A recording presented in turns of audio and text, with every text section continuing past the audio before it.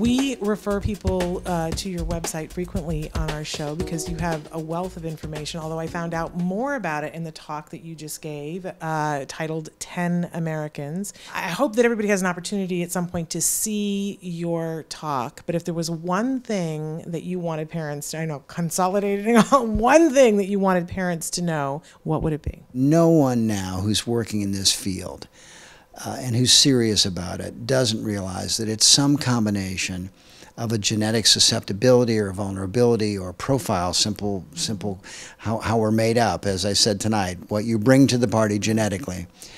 With some insult that's caused by environmental exposure. It's not nature versus nurture, it's how they come together. So often when I hear things about environmental, I feel like, oh, you know, how are we ever going to fix this? There's nothing we can do. But you gave great examples of when in the past we've been able to attack environmental things and turn it around. Well, you're exactly right. We're into empowerment, not paralysis. And this information can be very paralyzing, overwhelming. There are two ways that we want them to engage on this.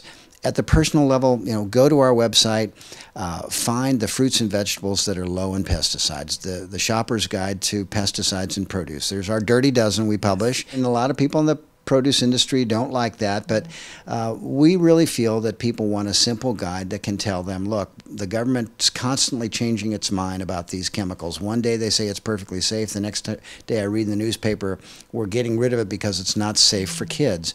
Well, how do you deal with that? One way to deal with it is don't eat it to begin with, and there's plenty of ways you can do it. I mean, organic food, we buy as much as we can for our household and feed our little guy who's 4.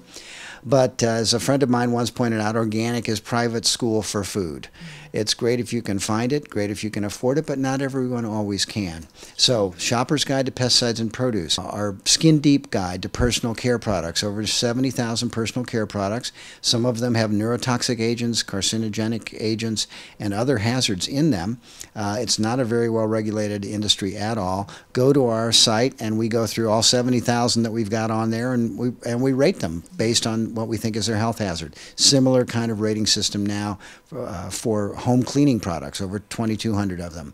By doing that, I think and working with consumers, we're really seeing some market change. We have grown from 6,000 people on our email list to 1.3 million now since 2006. People are hungry for this information. You don't have to be scaling a wilderness mountain to be an environmentalist. You know, there's a wilderness in the drugstore, and we are your guides. So we'll get you through it.